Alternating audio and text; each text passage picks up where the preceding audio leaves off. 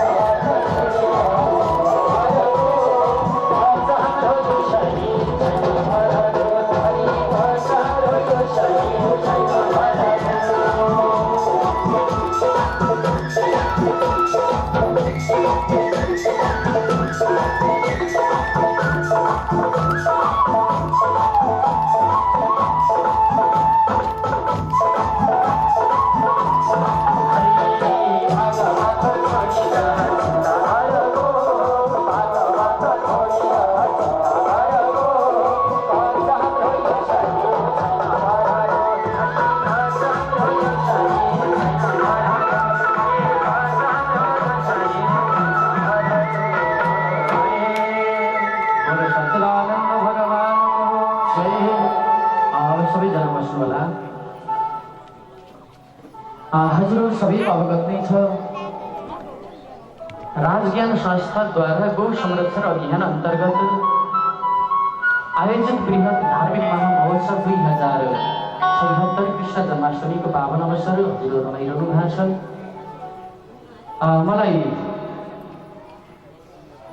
सूचना प्राप्त भएको छ गुरुदेव कति दान दिँदा कुन सम्मान पाइँदै एकचोटि सुन्न पाए हुन्थ्यो भन्नुभएको छ। कति दान दिँदा गौ संरक्षण भवनको गौशालाको शिलालेखमा नाम लेखिन्छ त्यो पनि सूचना अवगत भएको छ। सुन्ने हो गौशाला भवनको शिलालेखमा नाम लेख्ने कतिजना हात उठाउनुहोस् त। हामी त मरिहाल्छौँ, हाम्रो नाम कहिल्यै मर्दैन, भावी सन्ततिले पनि पढ्छन्। गौ संरक्षणको लागि शिलालेखमा नाम लेखाउनु भएछ। नाति नातिनाले हेर्छ नि त छोरा बुहारीले। गाईको माया गर्ने कतिजना हुनुहुन्छ हात उठाउनुहोस् त। नउठाउनेले गाईको सम्मान गर्नुहुन्न। त्यो डेरीबाट गाईको दुध ल्याएर किनेर कहिले खानुहुन्न दही दुध।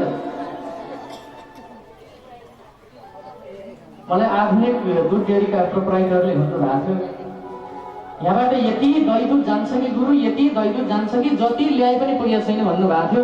सबैले किनेर खानु भएको छ, अहिले झुटो बोल्नुभयो। अझै एकचोटि गाईको सम्मान गर्ने जतिले हात उठाउनुहोस् त। सबैले तल राख्नु। अब गौ संरक्षणको लागि दान दिन इच्छुक भक्त जतिले हात उठाउँछ। गौ संरक्षणको लागि म दान दिन्छु 2-4 पैसो जगत जननी आमाको सम्मानको लागि भनेर दान दिने मन भए जतिले हात उठाउनुहोस् त। खुसी लाग्यो। अलिअलि मात्रै उठेर अरूले पनि विचार गरिरहनु भएको छ। एउटा कुरो भनिदेऊ, सचिवालयमा साना साना बहिनीहरू बसिया छन्, साना साना भाइहरू बसिया छन्। यी अल्लारेहरू के गर्लान्? यस्तो भएको छ। यस्तो कतिजनालाई भएको छ हात उठाउनुहोस् त। यी अल्लारेहरू छन्, परिपक्व दारीजुङ्गा फुलेका कोही छैनन्। थाहा छ र? अब बोलो आनन्द कन्द भगवानको हो। सुरेश कुमार भट्टजी यो सम्मानको लागि अगाडि आउँदै हुनुहुन्छ। गोरखाबाट पितृ उद्धारको निम्ति 1005 रुपियाँ प्रदान गरिसक्नु भएको छ। आउनुहोस् हजुरहरूलाई एकचोटि क्षमा नचाउँदै कलाकार मित्रले सङ्गीत गरिसक्नु भएको छ। एउटा भक्ति सङ्गीत तत्पश्चात कथामा हामी अगाडि बढ्नेछौँ। स्वीकार्नुहोस् भक्ति भजन। हरे राधा कृष्ण दुईजना साथी, दुईजना साथी खेल्न जान्थे हातैमा समाथि। गोर्खा भनेका धर्ममा केही पनि नजानी, के आयो समाथि। दुईजना साथी, दुईजना साथी खेल्न जान्थे हातैमा समाथि। गोर्खा भनेका धर्ममा केही पनि नजानी, के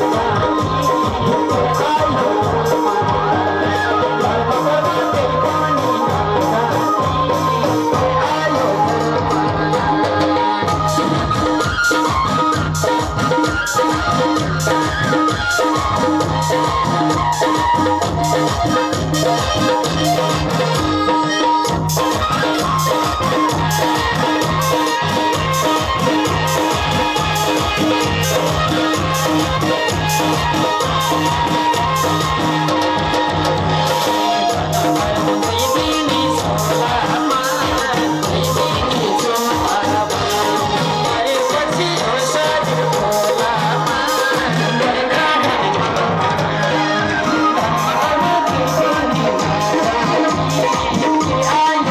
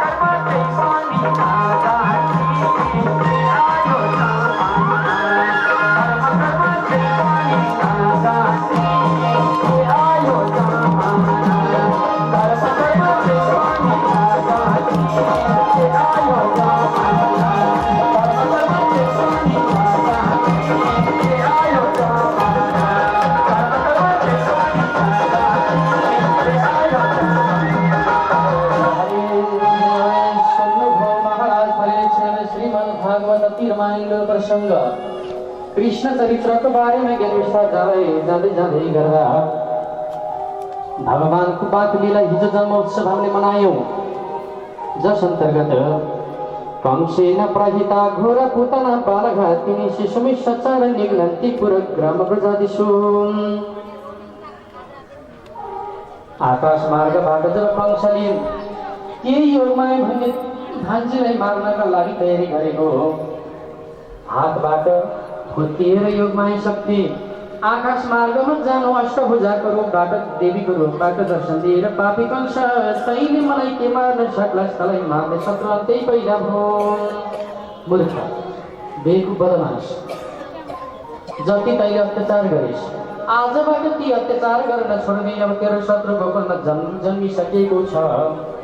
योगमाया शक्ति यति वचन बोलेर अन्तर्ध्यान हुनु, कंस साह्रै डराउनु, आफ्नो मन्त्रीमण्डलको बैठक बसाएर अब के गर्ने कसो गर्ने, शत्रुको शिरी मार्ने भन्दा सजिलो छ उपाय भनी पुताना भनेको कंसकी बहिनी। माइती बचाउनका लागि मैले केही न केही त गर्छु दाजु, बच्चा मार्नको लागि ज्यादै सजिलो छ भनी बहिनी कसरी मार्ने बच्चा भन्दा चिन्ता नमान्नुहोस्, यो स्तनमा म कालकोट विष दलेर जान्छु। जाने बेलामा मायावी शक्तिले अप्सरा बनेर जान्छु, बच्चालाई काखमा लिएर यो कालकोट विष खुवाएर गोकुलको 1 वर्षभित्रको बच्चा सबै भसक्कै पार्छु, अनि त शत्रु मरिहाल्छ। यो भन्ने चिन्निँदैन, यसैले विनाशकाले विपरीत बुद्धि भनेको यही हो। एक अर्कालाई नाश गराउनका लागि पुतनाले यो सम्बोधन गरी कंस पनि खुसी हो। बहिनी तिमी मेरी बहिनी हो, यो कुरो मलाई थाहा छ। माइती बचाउनका लागि चेलीले त्यति ठुलो भूमिका खेल्छन् त्यो पनि मलाई थाहा छ। जाऊ तिमीले गएर गोकुलको सबै बच्चालाई मारिदेऊ, तिमीले आजसम्म प्राप्त गर्न नसक्ने पुरस्कार म दिन्छु। दाजु के दिनुहुन्छ त्यस्तो? मेरी बहिनी पनि मार न गएर बच्चा। अस्ति र प्रास्ति दुईवटी रानी, मेरी रानी तिम्रा भाउजूले गलामा लगाएका 2टा हार तिम्रो लागि मैले सुम्पिङ लगा। बच्चा मार, भाउजूको गलाको हार तिमीले पाए, एउटीको होइन 2टैको। लोभमा फसेर अगाडि बढी। यहाँबाट एउटा सन्देश आउँछ, अहिले मान्छे लोभमा फसेर धेरै कुकृति काम गरिरहेका छन्। कसैले कसैलाई केही दिन्छु यो काम गर्दै भन्दा गर्न नहुने काम पनि गरिरहेछ। बुझ्नुपर्छ है, समाजमा भागवतले पाइला पाइलामा सन्देश दिएछ, शब्द शब्दमा सन्देश दिएछ। पुतना भई अप्सरा बनेर त्यही बेलामा गोकुल नन्द बाबाको घरमा सबै रमाएका छन्, सबै आएर दही दुध माखनको होली खेलेका छन्। आज बुढेसकालमा नन्द बाबाको घरमा लालाको जन्म भएको छ। सबैले उज्जवल भविष्यको शुभकामना दिँदै थिए, सबैले चाहै गरेर बच्चालाई काखमा लिएर हल्लाउँदै थिए। उत्सव पनि सकियो। आज 6औं दिनको दिनमा भावीले लेख्ने दिन ठुलो उत्सव हुन्छ नि, हामीले पनि गर्ने गरेका छौँ। यसो एकमाना चामल कापी कलम छ नि, यसो बत्ती बालिदिने, एकमाना चामल राखिदिने, कापी कलम राखिदिने, यसो भेटीघाटी राखिदिने, सबैले गरिरहेछौँ नि, छैन त? भावीले लेख्ने दिन 6औं दिनको दिनमा आज पुतना ठीक 4 बजेको समय बनाएर मध्याह 4 बजेमा त्यही घरमा पुगे। सबै त्यहाँबाट गइरहेछन्, बिदाबारी भइरहेछन् आफ्नो गृहस्थीको काम। आज आँगन चानो मानु भो, सबैजना गाउँवासी गोपिनीहरू गए, गोपालहरू गए। त्यही बेलामा बच्चा च्याक्क हुन्छ, सानो 6औं दिनको बच्चा। सबैले काखमा लिएछन्, तानिएछन्, हल्लाछन्, खेलाछन्। बच्चाको साथै पनि गयो, च्या गरिरहेछ। त्यही बेलामा कसलाई दिउँ होला, पानी पनि छैन, बेलुका भोजनको पनि तयारी गर्नै पर्यो। बच्चाले बस्न खान दिँदैन, काम गर्ने मान्छे कोही छैन, आफैले गर्नुपर्ने। कसलाई दिउँ भइरहेको थियो। त्यही बेलामा एउटी अप्सराको रूप लिएर पुतना गई, दिदी आज तपाईँको घरमा के भइरहेछ? फुलमाला अबिरको वर्षा छ नि, दही दुध माखनको लीला छ नि। बहिनी कहाँबाट आयो, कहाँ जान लाग्यो भनेर सोद्धा तपाईँकै घरमा कति कामले आयो बहिनी? दिदी पनि नबुझे जस्तो गर्नुहुन्छ। भन्नुहोस् न तपाईँको घरमा आज के भइरहेछ? हर्षका आँसु बरबर्ती झारेर यशोदा आमाले बहिनी कसरी भनौँ, यो बुढेसकालमा मर्ने बेलामा एउटा छोरो लालाको जन्म भएको छ। लाजको मर्नु, भगवान दाइना भएर एउटा छोरो दिनुभएको छ बुढेसकालमा। यही छोरो जन्मिएको आज 6औं दिन, भावीले लेख्ने दिन, त्यसैले उत्सव मना। दिदी कति भाग्यमानी, मेरी दिदी तपाईँ पनि भाग्यमानी, म पनि भाग्यमानी।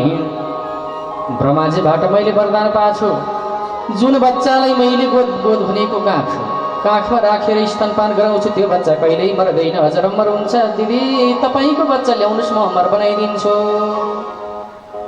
कति राम्रो बच्चा, हेरिरहँ जस्तो बच्चा, काखमा नलिए पनि लिउँ जस्तो लाग्ने बच्चा। यस्तो बच्चा त मैले कहीँ पनि देखेको छैन। फकाउन लागि, फसाउन लागि। अब दिउँ लाग्छ लाग्दैन एउटी आमालाई? कति राम्रो बच्चा। आमा राम्रो प्रशंसा गर्दै जाँदा आमाले खुसी भएर के को बच्चा मात्रै सर्वस्व दिनुहुन्छ। राम्रो प्रशंसा गरोस् त। उही हेर, बाउ त्यति राम्रा, आमा त्यति राम्री, बच्चा के भयो? अक्करका गिठो जस्तो छै भन्दैदेखि हिडुल्ला मासु झारेर पठाउँ जस्तो लाग्छ लाग्दैन? राम्रो प्रशंसा गऱ्यो भने अझै बसेर गऱ्यो भने त किन उभिरा बस्नु न, बस्नु आउनु सजिलो छ, बस्नु न, अझै प्रशंसा सुन्नलाई के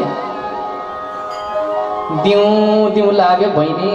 त्यसो भए एकछिन यो बच्चालाई काखमा राखेर स्तनपान गराउनु, यही मौका छोपेर म अलिकति पानी लिएर आउँछु। काखमा दिउँ, यशोदामा पानी लिन जानु। बच्चालाई काखमा लिइसकेपछि मौका छोपेर अप्सराको रूपलाई चटक्क छोडेर माया विशक्तिले डरलाग्दो राक्षसनीको अवतारबाट बच्चालाई स्तनपान गराउन लाग्दा भगवानले आँखा बन्द गरेर स्तनपान गर्न लागि बक्सियो। भोले बाबा, मैले आज जन्मेको 6औं दिनमा कालकोट विष खाँदैछु, तपाईँले आएर विष खाइदिनु अनि म दुध खान्छु। योग शक्तिबाट भोले बाबाले आएर कालकोट विषलाई पान गरे। अब स्तनपान भगवान श्री कृष्णले गर्न लाग्यो। तानेको ताने आँखा चिम्म गर्नु भएको छ। चप्प ताने बच्चाले समाउँदा सर्प त मर्छ भन्छन्। हातभन्दा मुख त्यति डह्रो हुन्छ। विचार गर्नु, आमालाई मूर्छा पारिदिन्छ कुनै बच्चाले, त्यति डह्रोसँग तान्छ। चप्प बनाएको बनाई, दुईपट्टिबाट रस फालेको फालै। हे मूर्ख बच्चा, छोड्दै मलाई दुखिसक्यो। सा मुञ्चाल इति प्रभाश्री निष्पीड्य मान खिल जीव मर्मणी। अरे मूर्ख, कति पापी बच्चा रहेछ, मलाई दुखिसक्यो, छोड्नु भयो। आमा, मेरी आमाले त मलाई तान्न सिकाउनु भएको छ, छोड्न सिकाउनु भएको छैन। आमाले नसिकाएको काम कसरी गरौँ? तानेको तानै गर। शरीरको भए जति रसलाई तानेर दुईपट्टि मुखको माध्यमबाट रस जति फाल्नु भयो। कमजोर भएर अहिले डरलाग्दो शरीर, पहाडसम्मको शरीर भएकी पुताना गर्ने पुतना बने। त्यही पुतनाको छातीमा बसेर भगवान शैशलाई खेल्न लाग्नुभयो। अझै पनि तानिरहनु भएको छ, ढल्दा पनि किन छोड्नु? ठुलो आवाज आयो। आमाले माटोको घैँटोमा पानी बोकेर आउनु भएको थियो। आवाज आउने बित्तिकै अरे आवाज मेरै घरबाट आवाज आयो। अब बच्चाप्रति शङ्का लागेर माटोको गाग्रो छोडेर हतार मेरो छोरो भन्दै आएको त राक्षसले ढलिरहेको बच्चा छातीमा खेलिरहेको। गएर तान्नु भयो। मेरो बाबुको साथ आयो। कहीँ नभएकी पापिनी रहेछ। आज बच्चालाई अझ रम्बर बनाउनु भनेर मेरो बच्चा कसो मारिने? यो त राक्षसनी पो रहेछ। कठे बिचरा बच्चालाई सातो भलाउनका लागि गर्गाचार्य मुनि गुरुलाई बनाउनु। गुरुले गोमूत्रम गोमयक्षरम दधि सर्वे कुशोदकम, गाईको गौत गोबर दही दुध घिउ 5वटा तत्त्वलाई राखेर त्यसैको माध्यमबाट बच्चाको सातो बलाई बक्सियो। बच्चाको साथ आयो।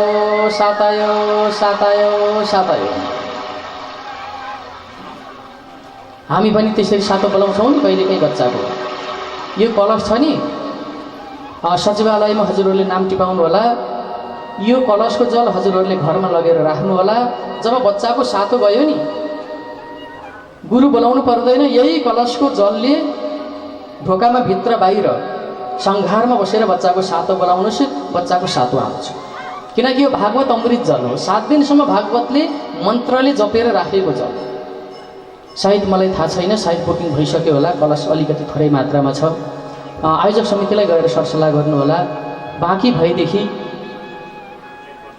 कलश सके पञ्चकलश, नसके 2टा कलश जोडी ढोकामा राख्नको लागि द्वारमा, प्रवेशद्वारमा, त्यो पनि नसके एउटा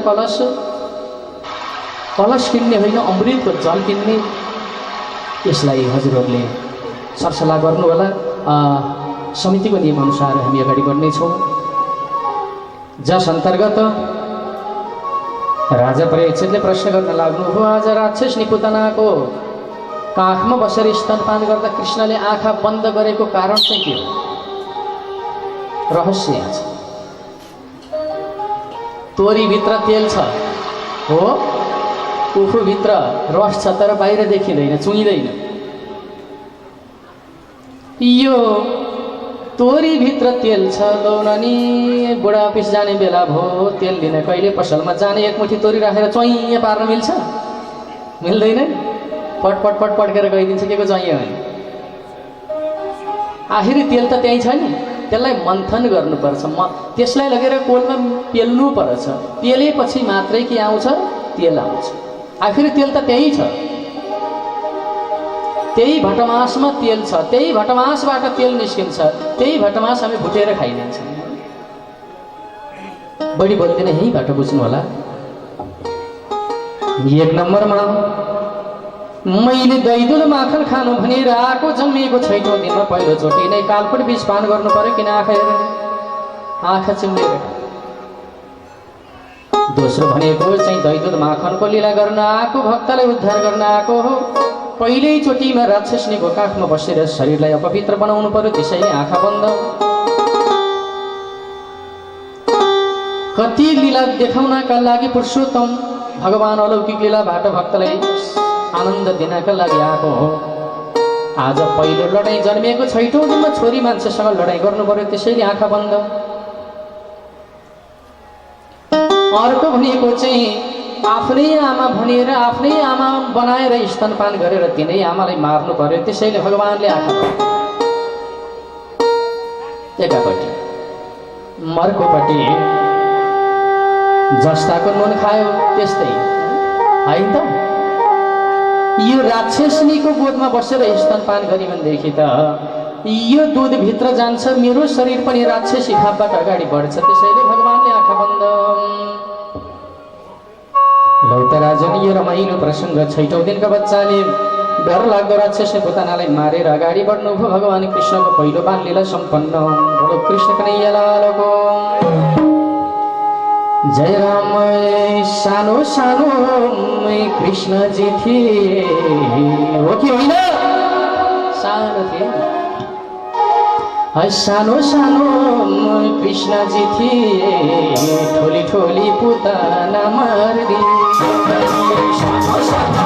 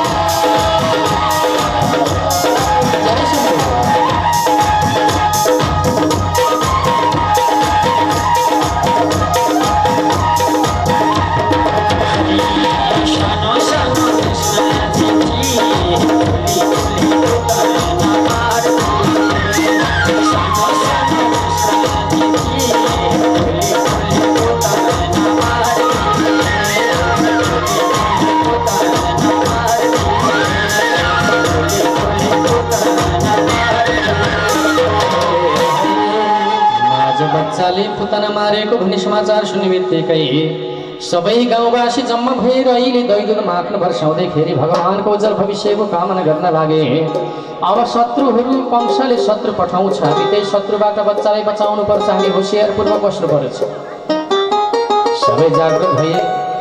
नन्द बाबा, उपनन्द, यशोदामा, गाउँका गोपाल गोपिनीहरू सारा सबै बुद्धिजीवी व्यक्तित्वहरू जम्मा भएर दैदुन माख्न वर्षाउँदै नन्द बाबाको घरमा नन्द घर आनन्द भए जय कन्हैया लाल की भन्दै भगवानको ठुलो उत्सवको तयारी भोन। दैदुन माख्न लिलाए नन्द उत्सव। जय कन्हैया लाल की, जय यशोदा लाल की, जय कन्हैया लाल की, जय यशोदा लाल की। नंद भरा नंद भयो जय कन्हैया लाल की, नंद भरा नंद भयो जय कन्हैया लाल की। जय कन्हैया लाल की, जय यशोदा लाल की, जय कन्हैया लाल की, जय यशोदा लाल की। नंद भरा जय हो कन्हैया लाल की, नंद भरा नंद भयो जय कन्हैया लाल की।